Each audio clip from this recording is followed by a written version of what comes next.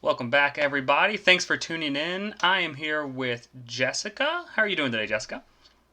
Hi, I'm doing good. How are you? I'm doing great. Thanks for being here. I'm glad you're here. We're going to talk about your work. Um, and I guess let's just go ahead and dive into it because you have a lot of books for us to talk about. You clearly write fairly often. So let's go ahead and dive into it. But first, why don't you go ahead and tell kind of everyone who you are, where you're from. Obviously, what you do is write, but if you could go ahead and talk about that real fast. Oh, hi. I am Jessica. I write under J.E. Mueller, and I'm a fantasy author. I write a whole bunch of fantasy. What I have out currently is a high fantasy series and then a fairy tale fantasy series. So I like exploring all the different aspects of fantasy and magic, anything from curses to those cutesy happily ever afters. So good times. Yeah, and so you said high fantasy. What made you decide to do high fantasy instead of like low fantasy? I didn't actually know what low fantasy was until a few weeks ago. Okay. So I really just love working with worlds that have an abundance of magic where everybody's aware of it, where almost everybody has it, if not everyone. I think it's a lot of fun seeing worlds where that is just the normal, just like here with us talking, everything the same. So it's a lot Yeah. of fun seeing how the universe would go with different systems. And is that similar? Like, do you also read books in that style? Is that kind of what you like? I'll read just about anything with magic in it. That's really the Yeah. only thing I look for. So Yeah, that's kind of how I am too. Uh, Now, whenever you're sitting down to build your world, how much time are you spending on the magic? How much time are you spending like in the culture? I mean, obviously we'll dig into it a little more per book here as we go, but just like in general, what's kind of your thought process when you're developing something like this? it really depends on the story. So with my high fantasy series, there was a lot more world building and everything since it was a completely new concept. It was kind of set like what our medieval times would have been. So lots of horses, carriages, traveling on foot and trying to Mhm. create a magic world around it. How would that affect traveling and everything? The culture, what they would believe in as far if they had any religious beliefs or whatnot.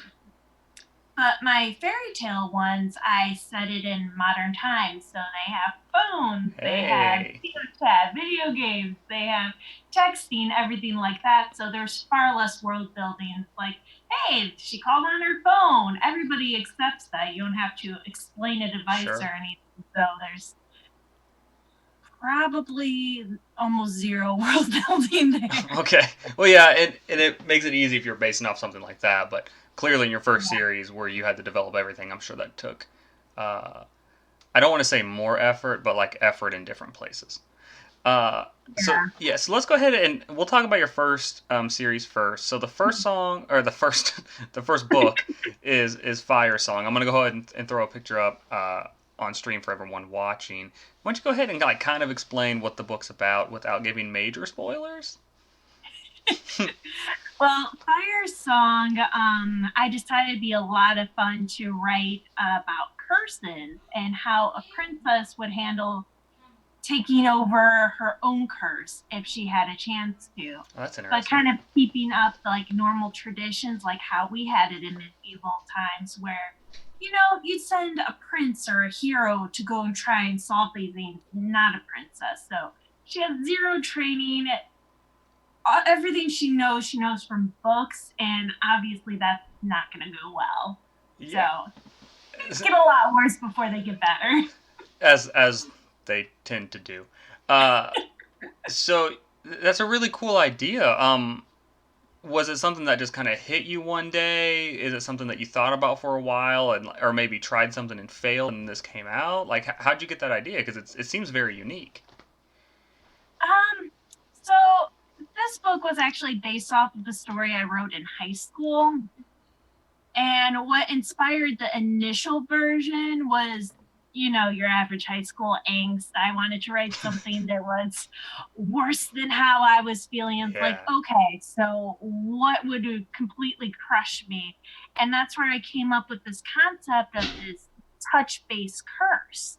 Because I'm a very kinesthetic person. I love being close with people, especially my friends. I'm very huggy. Okay. So I decided, hey, if she can't hug anyone, shake hands, do anything, that would be awful. And it just kind of spiraled out of control from there. Okay. So it's a little based on you, like your personality a little bit. So That was probably the only thing we had in common. so Fire Song. It sounds like a really cool idea. Everyone should definitely check it out on Amazon. We're gonna go ahead and talk about book 2 and 3, hopefully without giving major spoilers. But for people watching, you may want to skip ahead a little bit because we're definitely going to talk about books 2 and 3. It's on Amazon. I'm going to have links to all your social medias below, so anyone who wants to follow, all the stuff's below, and all of our books are on Amazon. So let's go ahead. Book 2 is Spirit's Lullaby. So that one picks up almost right after the first one. It actually involves a different main character who you meet in the first book. And this is probably the only spoiler I'll give is she can hear spirits. Oh, okay. Um, and she had kept that hidden for a very long time. So now she's trying to embrace her own magic and try and figure out, hey, what can I do about this? And why is nearly no one have this gift? So When you say hear spirits, and feel free to say you can't answer this question, are you talking about like elemental spirits in the world, or is it more like dead people? dead people, Okay. Yeah. yeah, Okay.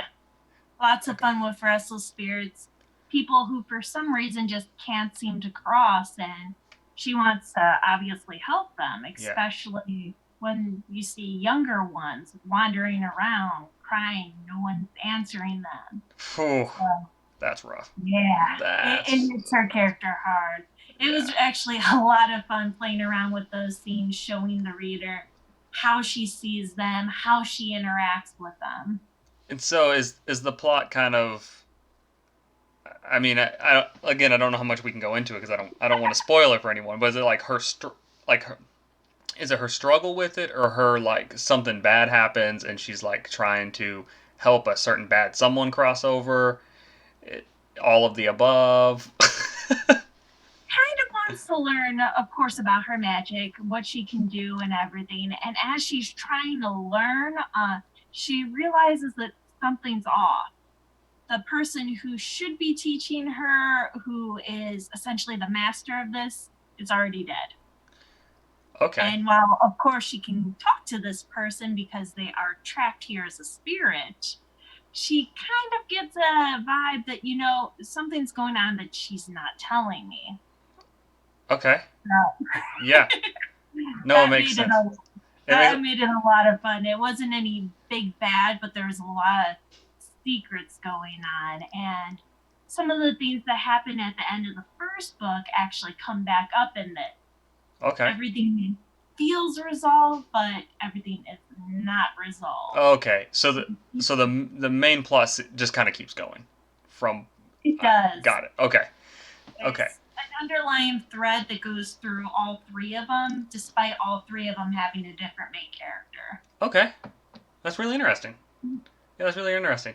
Um, Obviously, I have a million more questions, but I feel like all of them would go into spoiler territory. Uh, Probably. yeah, and I don't want to spoil it for anyone, especially if my wife is going to watch this because she's definitely, I think, going to dig into your books soon. Uh, well, yeah. uh, we'll go on the third book, Dreamer's Melody. How well how well can you explain this one without giving major spoilers to the first two? This one's a lot of fun. So this one takes place just it's not just after, it's actually quite a bit after. So magic is no longer prevalent in this universe. So it's been a couple of centuries, and why is it gone? So that's where it starts. The main character really loves seeing fantasy stuff. She definitely reads fantasy books. She works in a small fisherman's village and has a lot of weird dreams. So the dreamer part starts right away in the book, Okay. and it's kind of fun because you get to see these weird dreams she's having. She keeps a journal of them. And then all of a sudden, after a fishing accident, she's stuck in this world and quickly realizes it's actually a whole different realm. Okay. Interesting. In- And it interesting. does have to do with the second book, too. So Sure. now, Right. Yeah. Yep. Yep. Uh. Yeah. how do you get from a little touch base fire curse to a completely different realm is a huge spoiler, so we can't get into Of that. course. Yeah. Of course. There's Mhm. so many questions I want to ask. I guess the answer is everyone just read the book, and then you'll have all the answers to the questions I can't ask. Good news! The Yeah. series is finished. You will Yes. have all the answers. That's right. All of it's on Amazon. You guys can check it out now. Um, s Whenever you were sitting down to write this, what kind of made you decide that you wanted to do it as different point of views in each book? Because I'm sure you've read books where it's like, hey, scene break or chapter is a different point of view. What made you want to do each book's a different point of view? So, in the first one, the main character, her name is Key, and her story is completely done. Like, I could have added her point of view, but it wouldn't have added very much to any of the other Okay, books. I see. But Tella, in the second one, from what she finds out about all her spirit stuff at the end of the first one, it really takes over from her. Okay, So it was just really meant to be that way. Like there's sure. a lot more going on in this universe. Like each character, when they reach the end of that particular story, their main journey was done. Okay, that makes perfect sense. I completely The understand that. answers, but Yeah. still someone else's problem. Now, so whenever you sat down and you started writing this, do you outline your books? I really should, but no, and that So caused a lot of trouble in the yeah, third so one. that's what I was gonna ask you. So you discovery write all your books. Uh, so the third one, I actually was the worst reread I ever had to do. I wrote 80,000 words of it and then had my main beta reader. I had her look at it and she's like, this doesn't work at all. I'm like, I had a feeling. I Mm, scrapped it all, had to use mm. bits and pieces of the original idea and recraft it. Like, okay, so these threads need to keep continuing, but how do we make this work? So I don't really outline. I'll plan enough to get through the scene I want to write that day and just go and go until I hit a wall and plan some more and go until I hit a Okay. wall. And I mean, it definitely sounds like on the third one you did a little more mental outlining, at least a little more than you did in the first two. Because, like you said, like you're like, what do I do with yeah, these threads? yeah. And so, because you discovery right, did you know it was going to be a trilogy? No, but I had no clue. The first one was supposed to be done and over. And then it was just like, well, what about Tella? This is a really interesting gift she has, and where would you learn how to make spirits cross over? And I'm just kind of thinking and wondering, and I kind of wrote a little bit, and a couple of my friends were like, "Yeah, you should keep up with this." I'm like, "Okay, yeah." And then by the time I hit the end of that one, I'm like, there's more. There's more. Shoot, I did not mean to do this. Okay. Okay. That's interesting. And then clearly at the end of two, you're like, hey, let's do three. Got it. Okay. Yeah. What? Thankfully, three ends that entire plot cycle. That universe does have a lot to it. There could be more, but that thread line is thankfully done. So that all gets answered. When when you when you sat down, you realized like there's more that you can do in the universe with another character. What were you feeling right there? Were like you excited? Were you kind of nervous because you didn't want to necessarily contradict something you've already done? What was kind of like the thought process there as far as like I guess your emotions go? I get really excited. I actually like that part about not planning is when I do hit that wall. It's like, okay, well, this is very realistic. This character's in this situation. How would you solve it if you were stuck there? So it's just kind of a fun challenge to see. Sure. But it happens quite often when I run. And everyone's just like, wow, this is so well thought out. You planned this so well. How did you think of this in advance to get them through these challenges? Like, Yeah. I didn't. Yeah. Yeah. This was Yeah. them figuring it out, was me figuring it Yeah. out. Yeah. And then so it's kind of like you're building your own puzzle, and then you're like, oh, well, how do we solve the puzzle that I accidentally Mhm. created? Yeah, Yeah, totally. it's exactly that. What what were you thinking when you finished the whole thing? Like whenever you wrote the last words, is it, do you plan on writing a fourth book in the series? Can we ask that real quick? No. If I do more with that universe, it would be something completely Okay. different. But I actually do have ideas, Sure. I'm sure you but do. but I wanted to break from that. Like, I love that universe. I love that setup. But when I reach the end of the third one, I'm just like, oh, that was a trip. so was it kind of like bittersweet when you finished it? Because like clearly when you ended the book, you were kind of done with this one major arc, right? Yeah, it was a little bit. I was so excited at first, and then I'm like, I'm gonna kind of miss these guys, especially Remy, the main character in the third book. She's very well. You know what? This sounds like a great plan. Let's go. And everyone's like, no, no, wait a second. Let's think this out. And she's already gone. So so when you're writing, when you discovery write, obviously you're figuring out as you go. Um, how many edit drafts are you doing to make sure everything's cohesive? It sounds good. What's your editing process like? Because it's got to be way different than someone who outlines, right? Probably. Yeah. So So it's a little weird. So I'll go through one or two times. It really depends on the story. Like, that series took a lot more effort since there was a lot more involved. They're a lot longer. So I mhm. did go through a couple of times, two, three.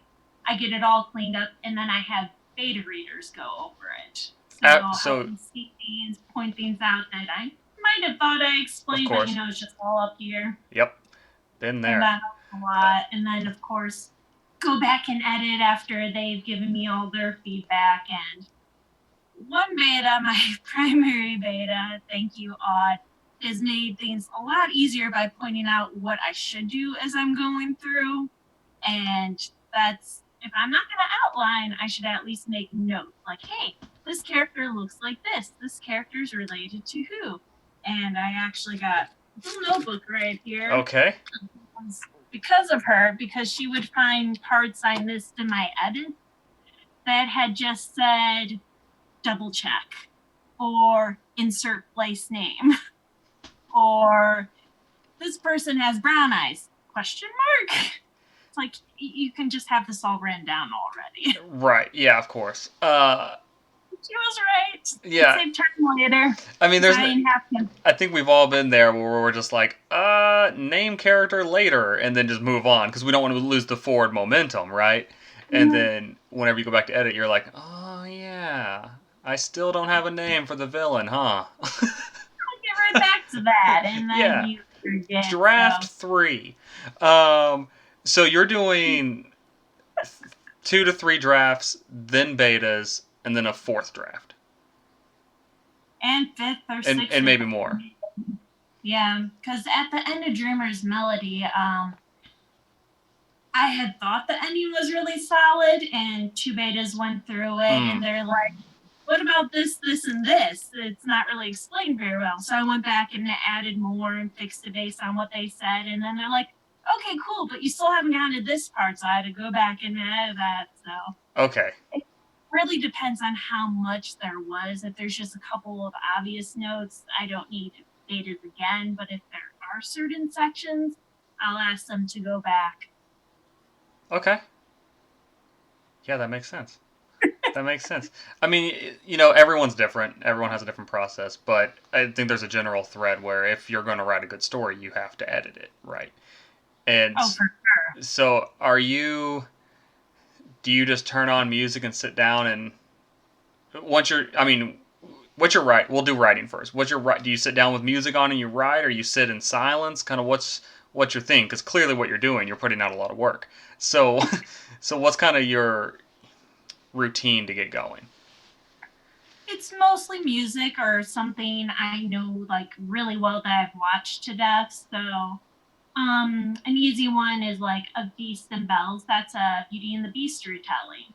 So I had the live action Beauty and the Beast Oh that Emma yeah. Watson on repeat for probably 3 months. I'm pretty sure my husband hates that movie now, but thankfully it's in my office, so it's kind of muted. So Okay. other than that, I use a lot of video game music. I really love the non-lyrical stuff. Yeah. I definitely gravitate more towards Legend of Oh Zelda, man, you're talking good music right here. Elder Scrolls. Yeah. I listen to the last three soundtracks the most of Elder Scrolls, so Morrowind, Oblivion, Skyrim. And lately I've really liked Ori and the Blind Forest. Yeah, I have a friend who has really been talking Ori up to me. He said I it's an haven't amazing played game. it. You've never It played it. looks You're just listening to the music.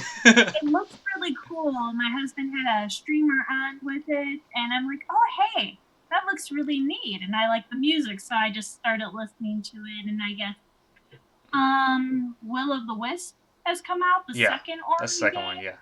So YouTube suggested that, and the music's great too, but I haven't played either of them. So I mean, Mhm. clearly you do play games. Uh, what are some of the games? I mean, are you playing Skyrim? Are you playing Well, I Zelda? got my Animal Crossing shirt Okay, on Animal right now. Crossing. Yeah, my wife's been all about Animal Crossing. I definitely gravitate toward Nintendo and Elder Scrolls, so I played a stupid amount of Skyrim. Yeah. Like my friends give me a lot of grief for how much time I have logged into my Steam account. Well, like a game like Skyrim, you can't not put a lot of time into it. Like Right? even when you first start, you're putting in 20, 30 hours before you even know what you're doing. So so If yeah. you're not hunting mud crabs, you're doing it Oh, wrong. okay. I Okay. also got this guy here. Yeah. Love it. Love it. Love my little Dovahkiin guy.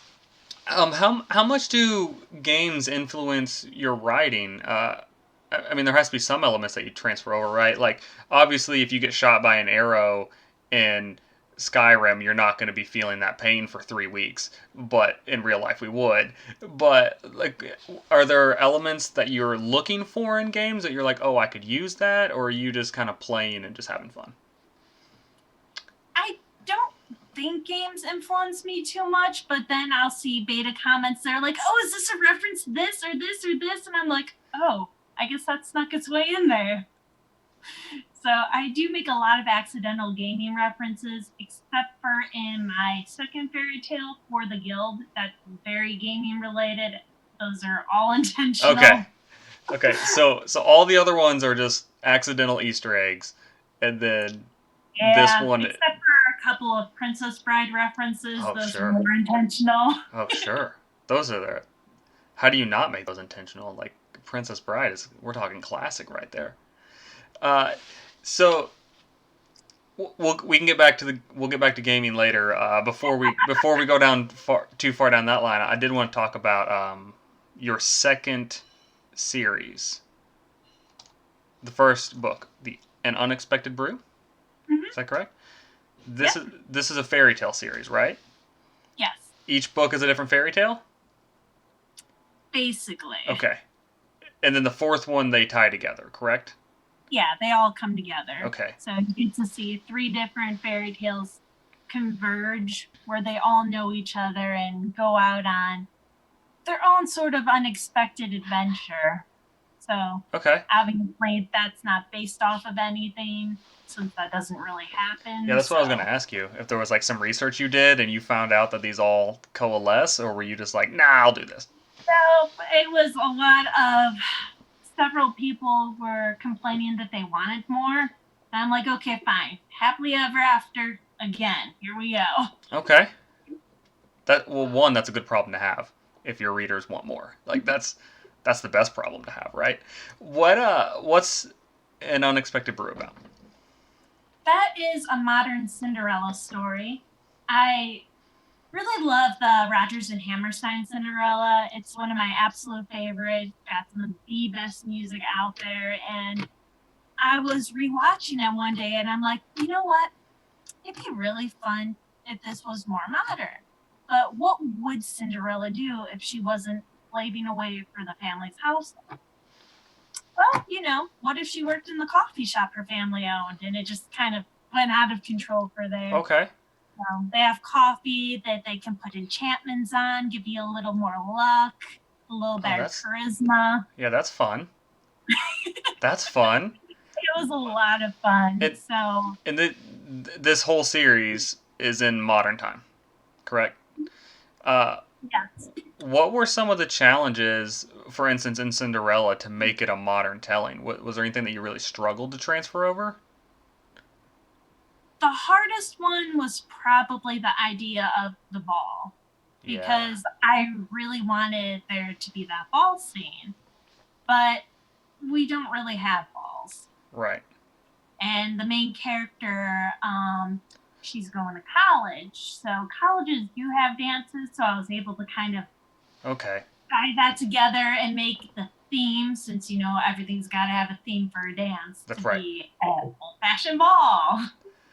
And for anyone out there watching who goes to balls, not bars, balls, the common person does not attend balls. So you might, but I don't. Neither of us have. I'm assuming you haven't. I haven't, but whoever's watching this and going to them, please invite me. Yeah.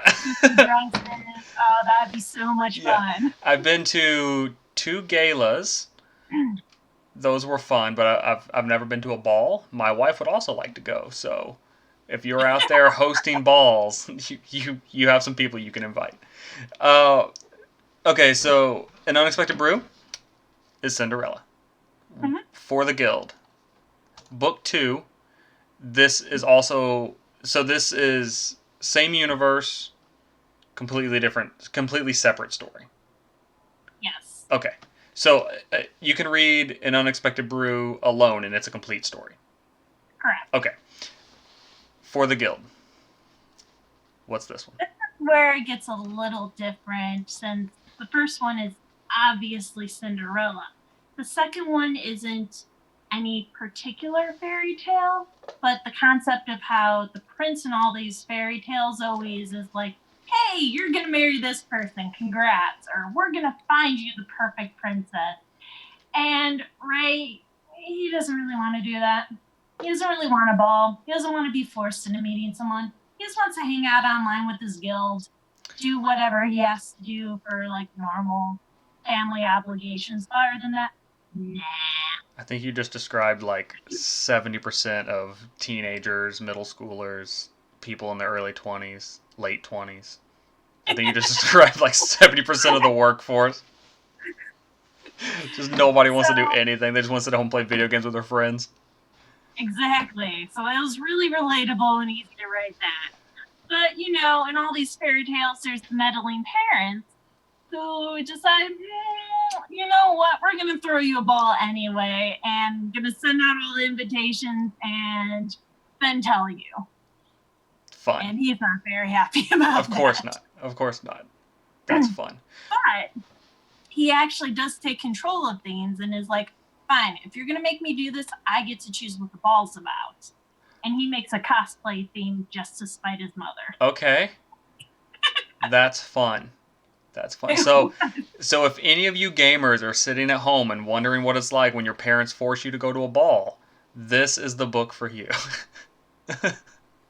It's perfect. Cosplay, have fun. It's perfect. It's perfect. Guys, definitely check that out. That sounds amazing. I had a lot of fun writing it. Yeah. Of Beasts and Bells, I think we already talked about Beauty and the Beast. Beauty and the Beast. But very modern. Yeah. This is very iconic, especially with the Emma Watson one that came out. The live action one, of course, that you said you watched 1,000 times in a month. Um, Pretty much. It's probably an accurate number. what what was the challenge in transferring this one over? Because I feel like this one is so iconic. Like you want to make sure you're doing it justice, right? I think the biggest challenge was I didn't exactly want Maurice in the original story to be the same character. Like, there's a lot you can do with a father daughter relationship, Mm. but I feel like a lot of the times now, especially with me and my siblings, a sibling relationship can be a lot stronger. So I made Maurice Marcus, the main character's brother. Okay. Interesting. Interesting. It was. I wasn't sure how people would react to it, but I've gotten a lot of ridiculous comments about how much they love Marcus. And a couple of comments about how they want to date Marcus. And that was not expected, so I definitely did something right. Achievement. That's when we're like achievement unlocked. Let's move on. Right? Um, Was not expecting that. so I noticed on the For the Guild cover. Nope, sorry, the An Unexpected Brew cover. It says it's a Cinderella story. Mm-hmm. Of Beasts and Bells just says it's a fairy tale story. Did your Yeah. readers pick up that it was Beauty and the Beast? Like, did they figure that out, or did you tell them, or is it very clear? I think it's very clear. I think everyone picked up on that right away, especially since Beast is in the title of Yeah. Beasts and Bells. So Yeah. I actually changed that on purpose because the initial fairy tale, it was just supposed to be a one-off. I wasn't expecting it to go Okay. anywhere, but I actually wasn't even going to publish it originally. That was my own silly little thing I decided to do as a side project for myself, and my reader group loved it, so I went ahead with it and Okay. was not expecting it to turn into this big universe. So slowly, eventually rebranding them all to a fairy tale adventure. Okay. I love the cover. It definitely has like a Beauty and the Beast feel to it.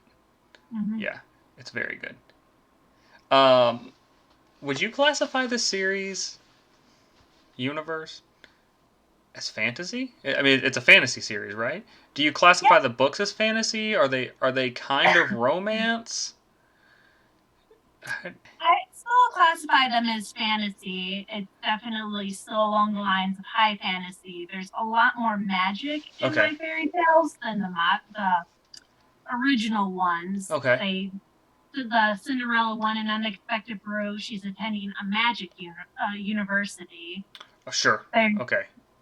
Yeah. Ray and For the Guild, he has enchanted sunglasses that can make him look however he wants, so he can be incognito. Okay. And just all sorts of different magic with that. Okay. Yeah, that sounds fun. So it fits that, but since it is fairy tale, it does have a little bit of those romance themes, but more along the YA spectrum. It's all cutesy, sweet, happily ever after, Okay. nothing that's actually romance.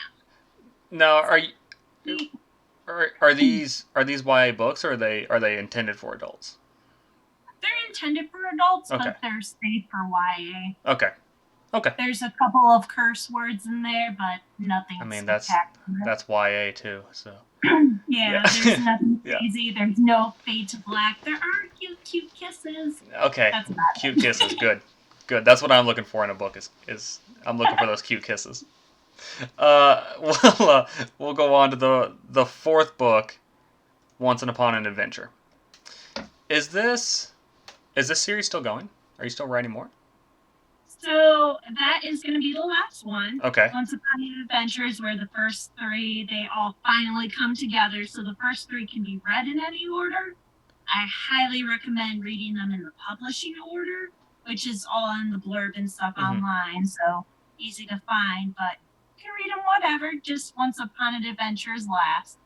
Okay. And that concludes the ending shenanigans from Of Beasts and Bells.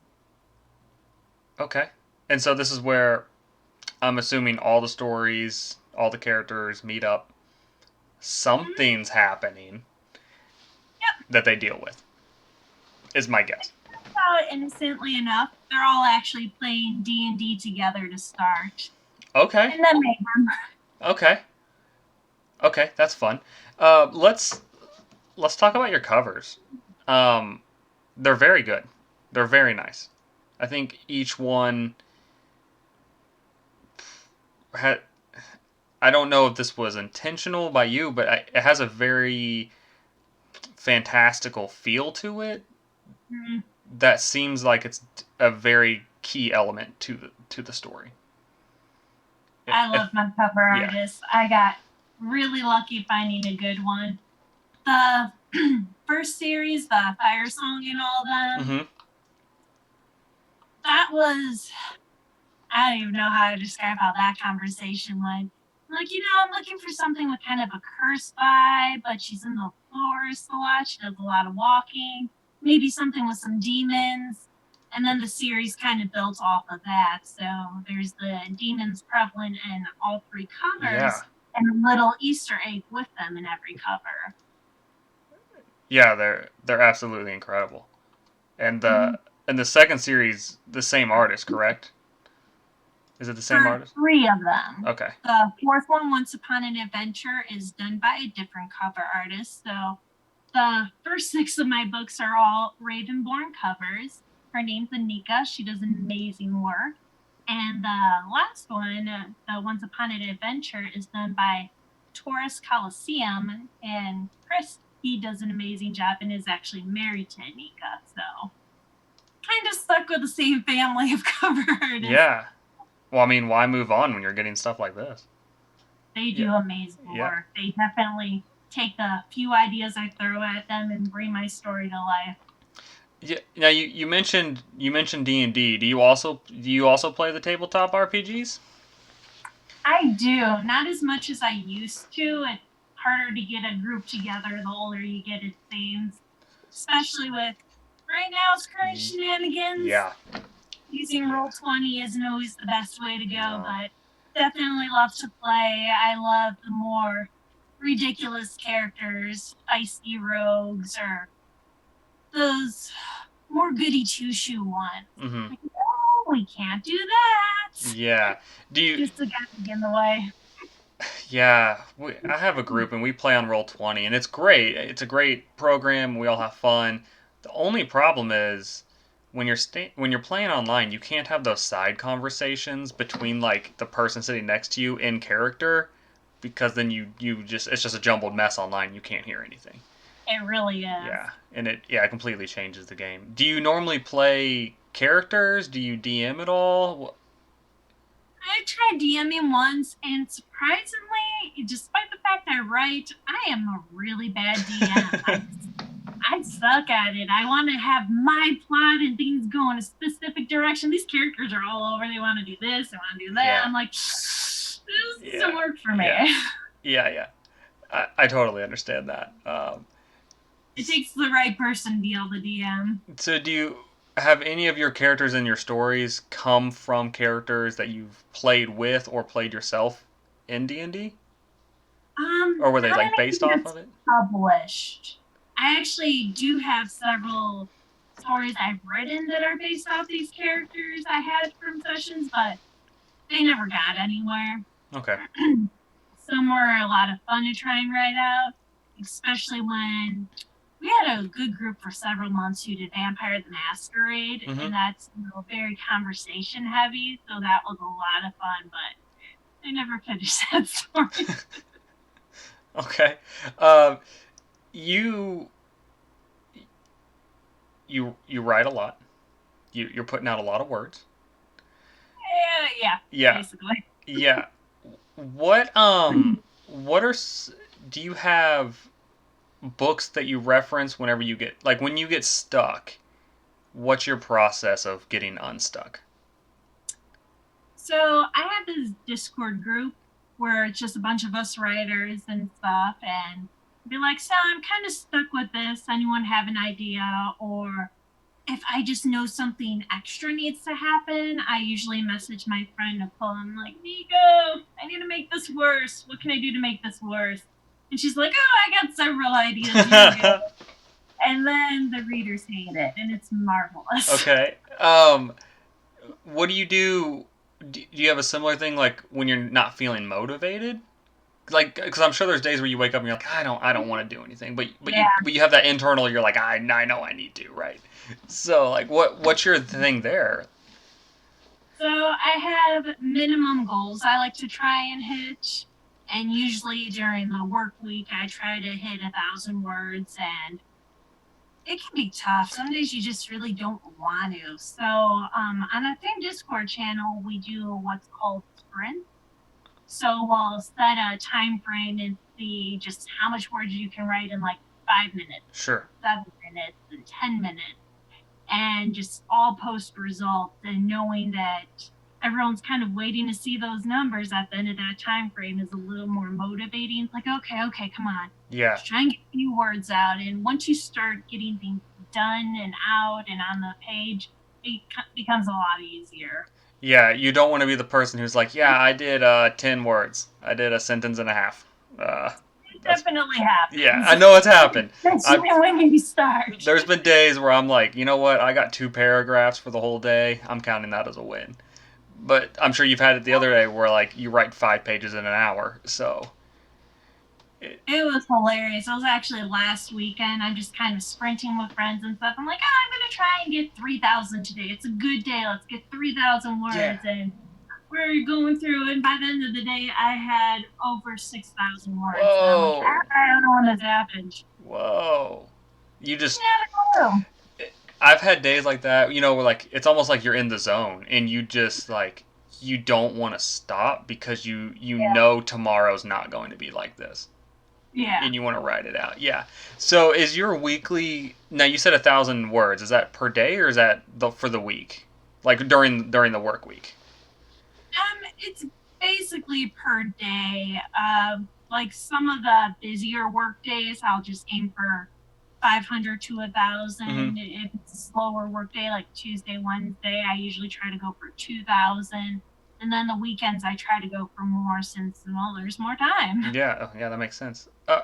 Are you keeping track of this somewhere? Like, do you have a spreadsheet where you keep track of it? Yeah, I have a spreadsheet.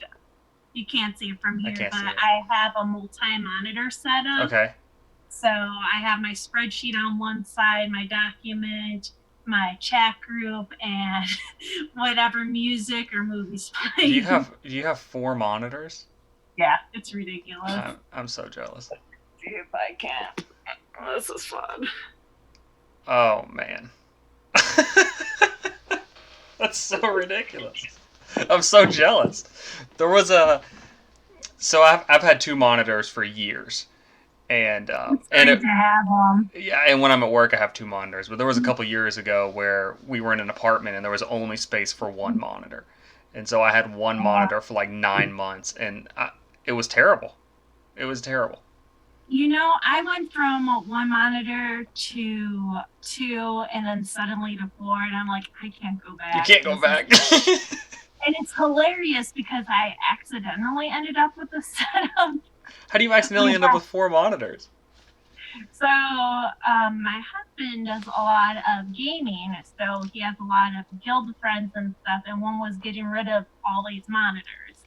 He's like, hey, I need to recycle these. They still work fine. There's a few little scratches, a few little marks on them. But if anyone wants them, and I'm like, sure, Yes. what's about? And if I don't like it, no harm, no foul. Yeah, So. it's a free monitor. Well, if he happens to recycle a few more, you just let me know. I won't complain. Right? Yeah, it. This is what's funny to me is like whenever I went down to one monitor at the time, I didn't need 2 monitors, but I probably don't need four either. right. But you're like, you know what? I've got 4. I don't know how I could ever just not look at that spreadsheet that I don't look at all the time anyway. Yeah. Yep. Spreadsheet, or I'll have my text messages up there. I have it through a Google app and Yeah. different things, and Yeah. my computer does everything. I can't imagine having 4 monitors. I don't even know what I'd do, but you better believe I'd have them all doing something. Um, Yep. That's exactly what I have. Yeah. So I What have the movie I was watching for the current project I'm working on, what movie? spreadsheet. Are you allowed to say what movie, or is that a spoiler for the project? Oh yeah. I've been talking about this project for a Oh, okay. while. So I'm doing a modern sort of Pride and Prejudice meets like monster slaying Okay. and all that. So I have the BBC Pride and Prejudice Okay. series up. Yeah. So great series if you like that sort of thing. Well, And that'll be fun. most people know the BBC one's the best because of Colin Firth. I haven't seen any of them. I can't testify. I'll take your word for it. Uh, That's okay. that'll be a fun retelling though, with Mhm. monster hunting. Yeah, you can see where the inspiration is in the beginning, but then it definitely goes off on its own tangent.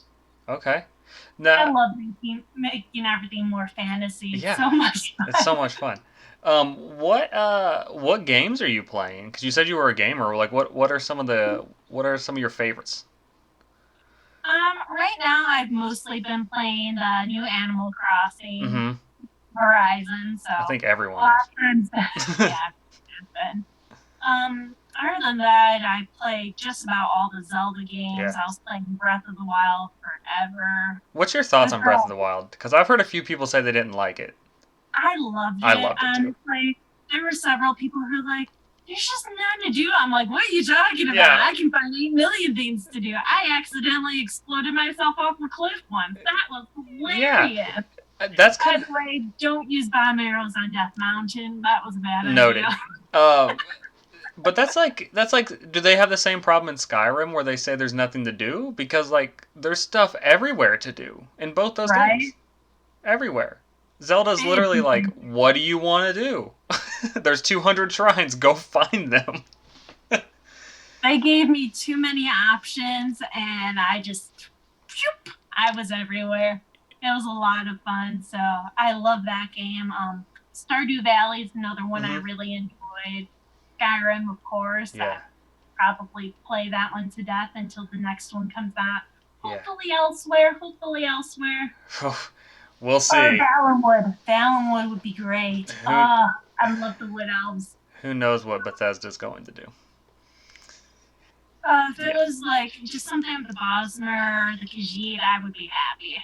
Gosh, it, I'm just kind of like anything because Skyrim was so good. Just anything at this point. Just make another Uh, one. lore was fantastic. I even read several of the in-game books. Are you when you play, do you still find new stuff in Skyrim, or do you think you've done everything at least once? Oh, I haven't done everything Okay, at least once. There's some things I've done a lot, like especially Bleak Falls Barrow. I probably know where everything is on that with my eyes closed, sure. but other things not so much. And there's objects that actually move throughout the game. Oh, really? So there's a tiara that lets you breathe underwater. And I have such a hard time finding that every time I have found it in a different spot. And it's when you make a new game, it's in a different spot. Yeah. Okay. That's interesting. That makes it a little more fun. A So little more there's a fun. few things that, of course, they're going to stay the same, like all the Stones of Baron Zaya. That one was such a Yeah. annoying quest to complete, but Yeah. I did do it once. Are there? What's your favorite? What's your favorite quest to do in that? Is there one that you're just like, oh, I love this? That's a tough one. Like, it's definitely a toss up between the Thieves Guild and the Dark Brotherhood. I definitely gravitate more towards the Thieves Yeah. Guild. I really love Brynjolf and Carlia. They're just Yeah. so much fun. Yeah. I my favorite one is probably like the whole Mage Guild. I never want to do the story again because it's so long. But the one time I did it, I was like, this is fantastic. It really was. It ended really Yeah. well. It I was. definitely like that one. Yeah. It was very very good. Are you? Do you now? Whenever you play a game, is that what you, like? Do you do a ton of the side stuff in every game you play? Is that kind of like? Are you like a Yeah, completionist?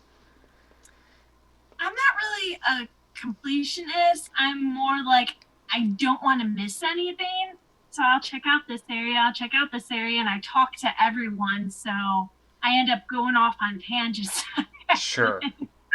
And a lot of games I just end up not completing the main quest because everything else was so much more exciting. That was my Like, Skyrim.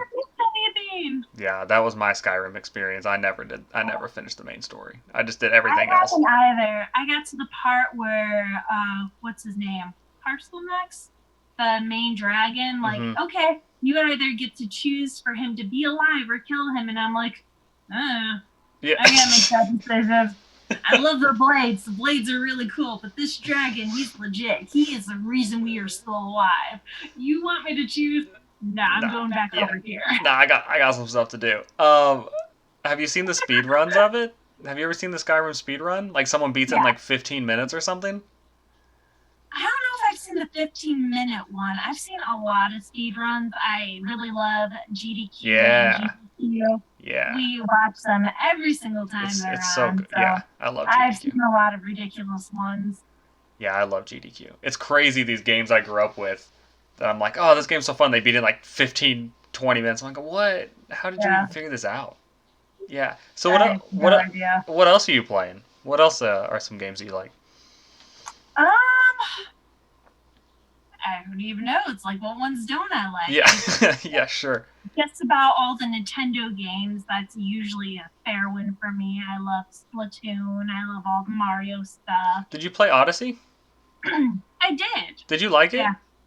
I liked it. It didn't keep me interested as much as some of the other ones did, but my husband beat the entire game. He completed to 100%. Okay. I've never And he heard spent like 3 weeks on that. I've never heard anyone say Odyssey wasn't great. I've only heard people say it A was lot of fantastic. fun. Yeah. I like being able to throw my hat and like, oh look, I'm a dinosaur now, or Yeah. look, I'm a rock guy with sunglasses. Yeah. Yeah, this is cool. Yeah, that's I'm gonna cool. wander around. Yeah, that's so cool. When you when you're not gaming, when you're not writing, you like to hike? Is there places around where like you just walk around to clear your brain? There used to be. I haven't done too much in the area we live now. Occasionally there'll be things like different forest preserves and nature parks, but not so much lately. Yeah, I understand. Oh, so what do you do like when you need to clear your brain for writing? Because I like, do you ever have that issue where like you get stuck and you're like, I need to think, but I don't really know what to do, so you just go do something else? Yeah, that's probably when the dishes actually get done. Okay, that's a good spot for it. It gets done. I'll maybe read something for a little bit or play a game for a little bit. What? What? Who are some of your favorite authors? Ooh, Do you have that's a too tough many? one. Do you A have too lot many? of All good right. ones. Who? What are I some books that you've enjoyed lately? I actually just finished reading this awesome book, and the title was Blue. That's Blue, the name of the book. like Is the Blue. color. Yes. Okay. I'm like, that's a really dumb name for a book. But the cover looked amazing and it sounded kind of cool. And oh my God, like the ending, it was so spectacular. I'm like, there is no better title. Blue. That is perfect. That It is is. exactly this book. And it was so great going from what to, oh my God. It just blew my mind. And it's a shorter book. There was only, I want to say 16, 17 chapters. I read the first chapter the other day and I read the rest of the book today. So That's so interesting. it was cool. It's just a little bit of magical mischief mixed in with a cozy mystery Man, and so on. if you didn't have 15 books for me to read, I might get around to that one, but I think you might put them out as quickly as I read them. So, we'll see. My goal is to get 2 to 3 books out a year. Okay, that's a good goal. That's a Yeah, that's a heavy goal. it's not too bad. The biggest thing is the cost for production of books because covers and editing costs. Mhm. I actually do have a little bit of a backlog going. A backlog of books Yep, that are like ready to be published not ready to be published, or like but ready to be written. like I have one that's ready for beta readers. I have another one that just needs another round of edits. I have one that came back from beta readers that needs a lot more work, so it needs heavy revisions still. and I have two others that I need to get beta ready. So when you're looking at a pile like that, where you're like, this one needs one edit and then it goes live, I assume, and then you have another one where you're like, I have to tear this one apart. How do you decide when? Because you only have so much time. So how do you Mm, decide what you're devoting your time to? Is it just what you're most excited about? yeah, basically. Okay, that's Like fair. whatever's the shiniest thing right now. So I have a little bit of a cover hoard going on. I have a few things stashed from pre-made covers. I'm like, okay, so I can finish this one, or I can try and focus on something from one of my other covers. And I asked a couple of writing friends, and they're like, you should do that one. I'm like, yes, that cover sounds great. That I mean, it's working for you. Clearly, I mean, you're putting out It books, so it's works. working. Yeah. What man, I do not remember the question I was going to ask Too you. much mayhem going Too on. much mayhem. It is gone. Pets? Do you have any pets? Let's get to know you a little more. Do you have pets? We have four cats. Four cats. I'm surprised none of them have shown up yet, at least not that I've noticed. Do they Um, hang out with you a lot when you write? oh yeah. Yeah. Mercury, especially, he's an oversized tabby. He's a big tomcat. He's about 18 pounds. So he usually lays on, there's a chair behind me, there's a blanket on the floor. He likes to lay there. Hmm. Or he's on my lap or trying to get on the keyboard. He's added some great sentences to my book. None of them I can read, though. He's trying.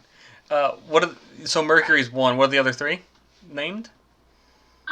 Deja Vu, he's our oldest. Then we have Mercury, and then the two youngest are Megabit and Megabyte. Cute. Cute. Cute. Very geeky names going on Yeah. here. Yeah. I'm not sure if you caught all the Oh, I references, got them but all. Uh, there's some good ones. yeah.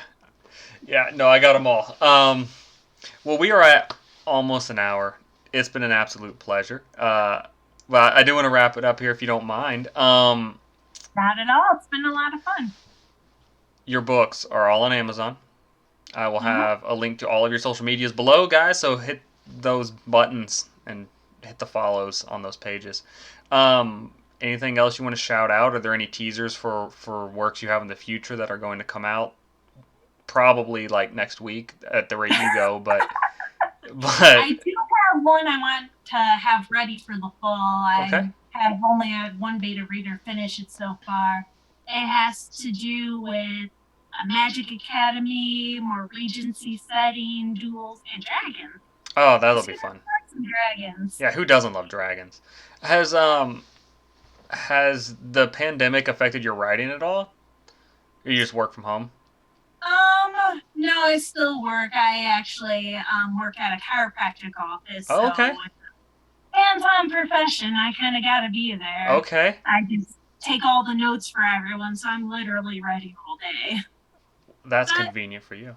the hours have been a little less, so Sure. I have been able to get a little more work done. So Okay.